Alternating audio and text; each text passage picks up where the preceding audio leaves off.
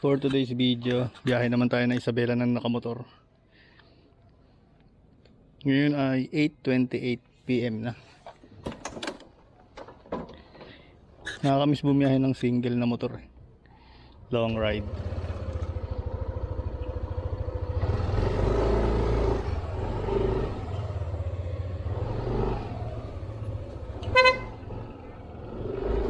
Kaya tayo babiyahe ngayon, araw ng Sabado, kasi sa Monday first day na ni Maria sa daycare, kaya ngayon ako babiyahe.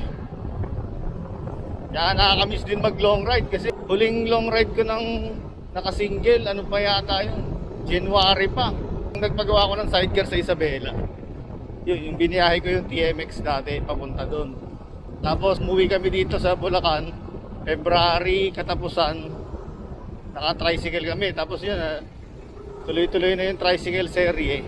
Ngayon tag-ulan na, tapos papasok na ng daycare si Maria, kaya natatagalan ulit siguro bago kami makapag-tricycle serie ulit.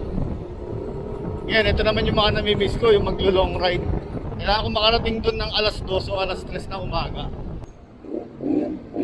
Full tank muna tayo, tapos tignan natin kung hindi na tayo magpapagas sa biyahe, kung kaya na ng isang full tank. Full tank, yung green.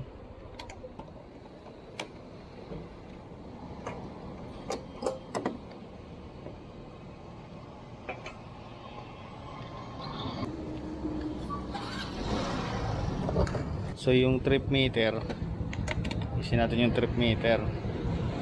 Yung trip 1 isi-zero na natin yan. 8:40 PM na.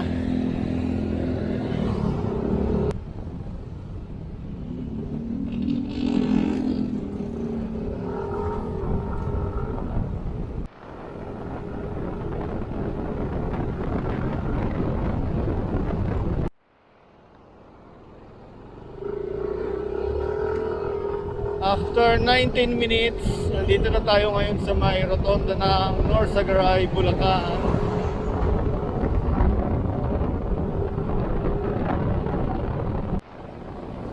Ito na yung arko ng Angat. 9:23 PM, kararating lang natin ng Plaridel Bypass. Dahil pa rin truck kahit ganitong oras na.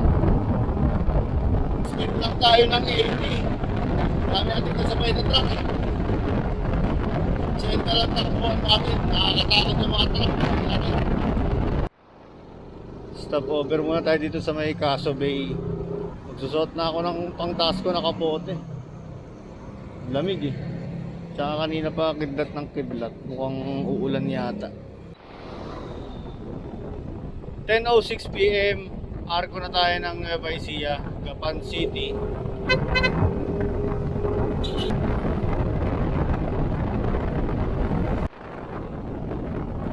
Time check, it's 10:38 PM. Dilim na dito sa may Kapanatuan Bypass. Kaya natin ang ilaw yan. Kaya, nasa lubog. Ito yung stock na ilaw nito na NMAX. Ito yung parang wala. Hila.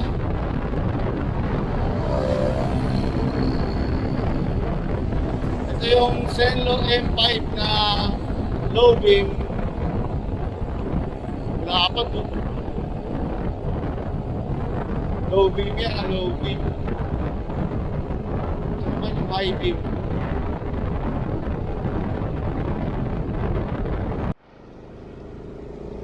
Tayo sa wakas, dito na rin tayo sa pangalawang arko ng Kabanatuan.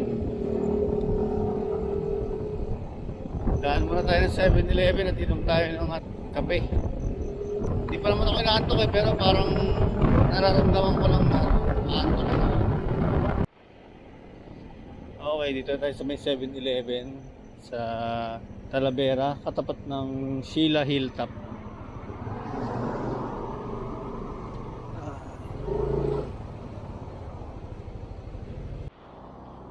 Magkakapisahan ako pero try natin to. Lipobitan. Dito tayo sa may arko ng Muñoz, Nueva Ecija, 11:19 PM.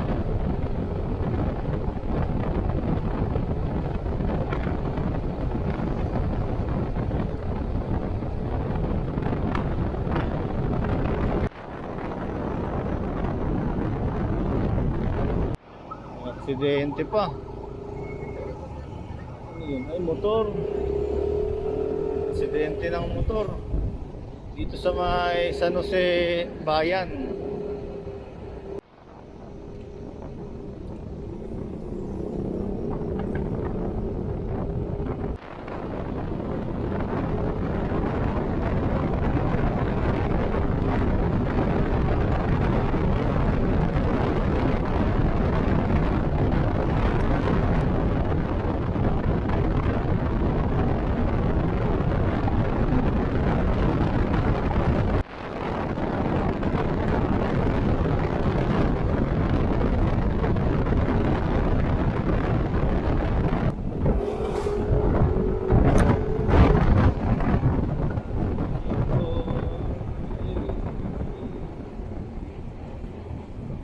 Ay, tatlo itong truck.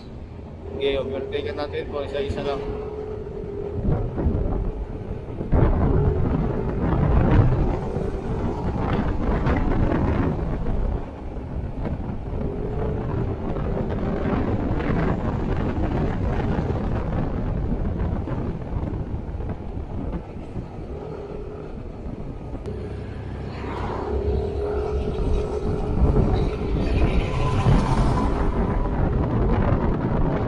Aksidente ulit to.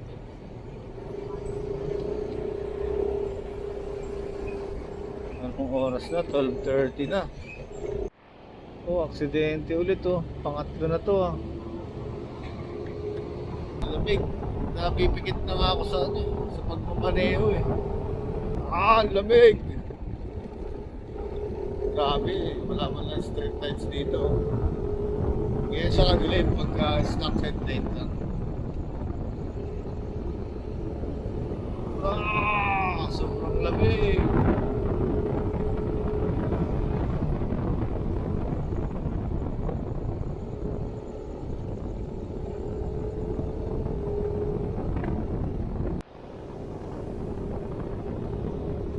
Time check 12:36 AM na. So 4 hours na tayong bumabiyahe kasi 8:40 PM gagaling natin doon nagpagasolina sa Muson, SJDM. So 4 hours na dito na tayo packet ng Santa Fe. Sinip mo. Go, go, go.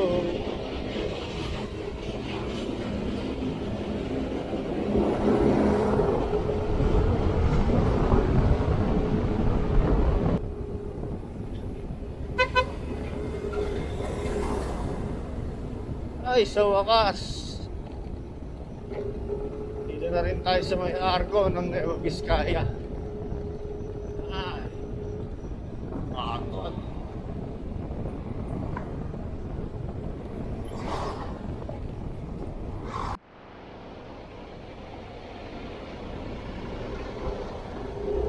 Galing magkakasunod yung bus oh. Pag huminto talaga yung truck sa unahan, tigil lahat eh. Susundan mo yun o yung gulong niya dun sa harap para safe ka. Ay, makikita nyo kahit na may kasalubong yung layo. Pag nasa curve lang yun. Pero pagka once na dumiretso na yan tapos may kasalubong, yari ka, ipit ka, yan o parang ganyan. So nakita nyo yung diferensya dito. Pagka kurbada, so pwede mo sundan yun. Pero pag biglang dumiretso yan, tapos biglang may kasalubong, okay, clear na tayo.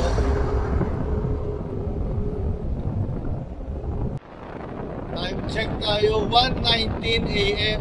Nandito na tayo sa bayan mismo ng Aritaw. Hanap na ako na matutulugan dito. Hindi na pwede to kasi napipikit na talaga ako.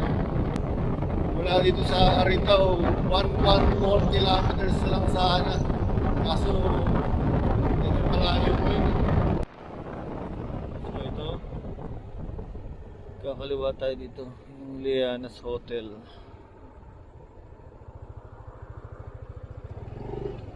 Ano ba to? Kailangan niya tayo sasampalin lang.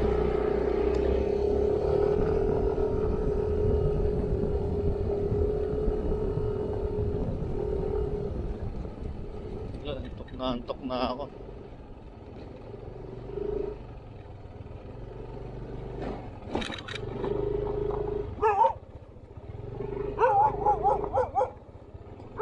Ma'am, may available yung kahit ano lang, 6 hours.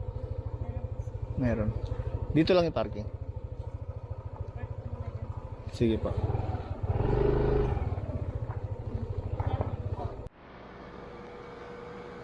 So ito na yung kwarto.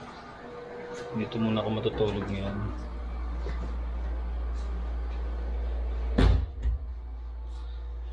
Good for 6 hours. Double deck siya. Ano siya, family room. Tapos may CR na rin sarili. So habang pinapalamig natin yung aircon sa kwarto, punta muna tayo ng CCQ, yung stopoveran ng bus.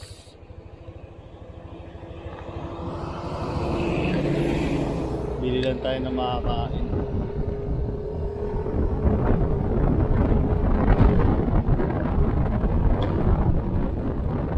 Kasi umalis ako ng Bulacan oras na 8:40. Di ba ako kumakain dun? So dito tingin tayo na makakain dito.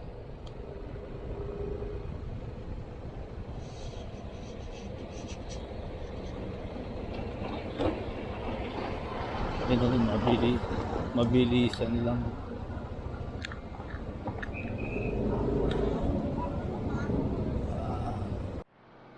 Kaya nakabalik na tayo dito sa kwarto. Kain muna tayo, tapos i-lift na rin ako para maaga din makabiyahe bukas. Good morning. Maaga na. Biyahe na ulit tayo. 6:45 AM.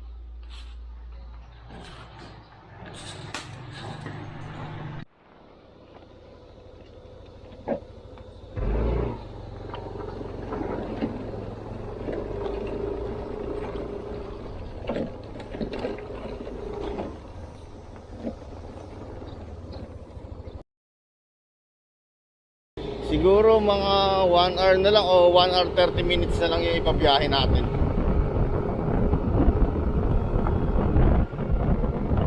6:55 AM na. Dito tayo bumili kagabi barbecue tsaka hotdog yung nila dyan signature na tinda.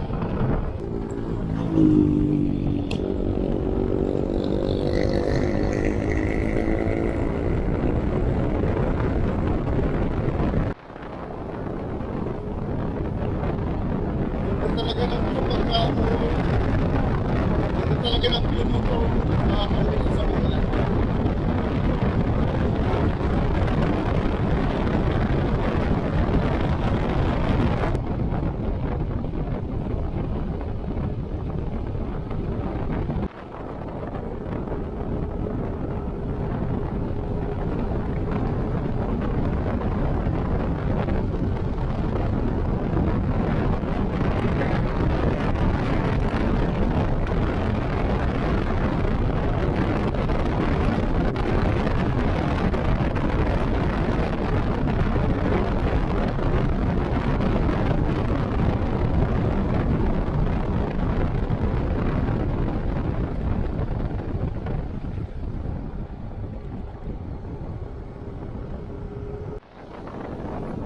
Time check, 7:57 AM na.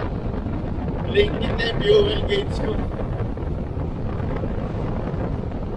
Sana may magasolinahan dito. Ano na ako nasa mataas na part na ako ng journey.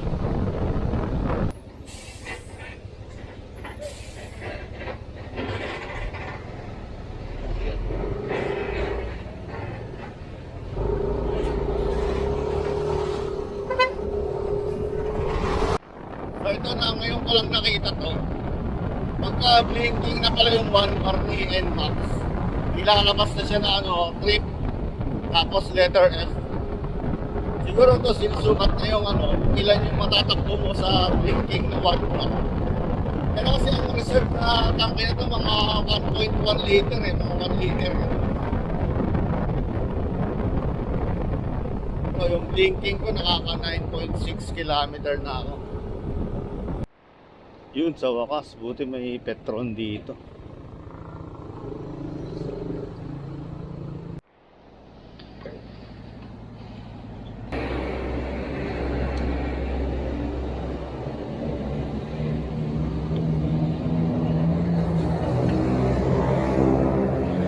So, naka 450 pesos.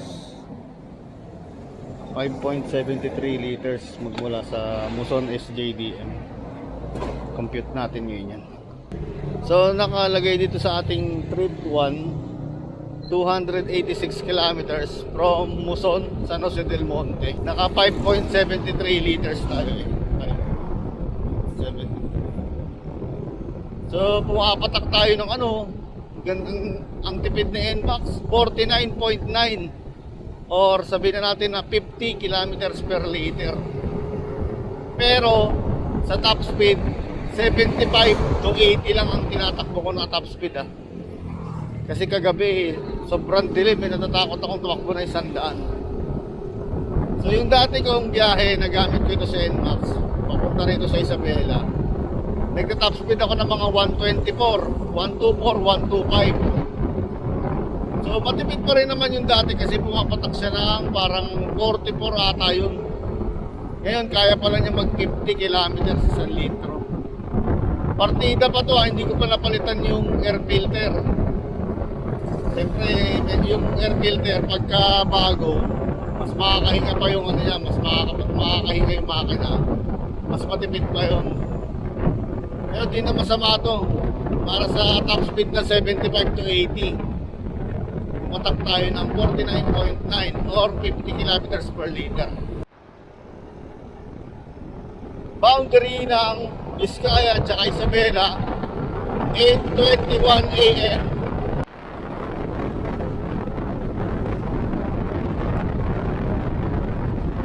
Yun na, yung bundok na Isabela tayo.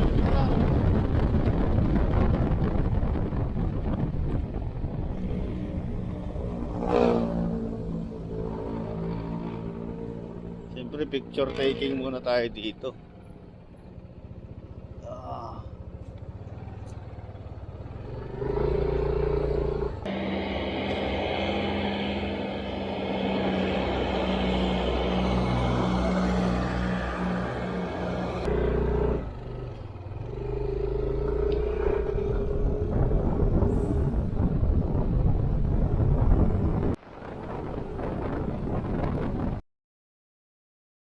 ...8:40 AM, dito na tayo sa Santiago, kakapasok lang natin. Bali, hindi tayo kakaliwa dito sa bypass kasi may pupuntahan ako dyan sa bayan ng Santiago. So dumaan ako dito sa Santiago pero wala akong nakitang ano eh. Bibili sana ako nung bracket. Yung top box bracket nitong NMAX. Kasi yung bilihan dito ng mga motorcycle parts, yung ano, Unisan, wala sila nun eh. Pero meron sila mga top box. Yung bracket lang na pang NMAX ang wala. 9:28 AM, dito tayo sa Arco ng Ramon. Ito, gawa lang to eh.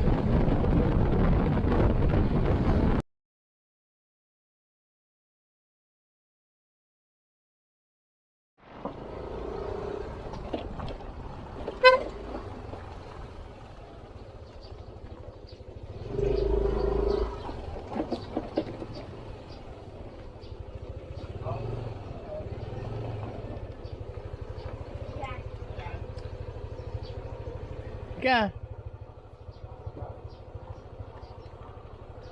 Hagri. Kumain ka na? I love you. Sige ka to. Kumain ka na? Di pa? Wait mo lang. Park ako.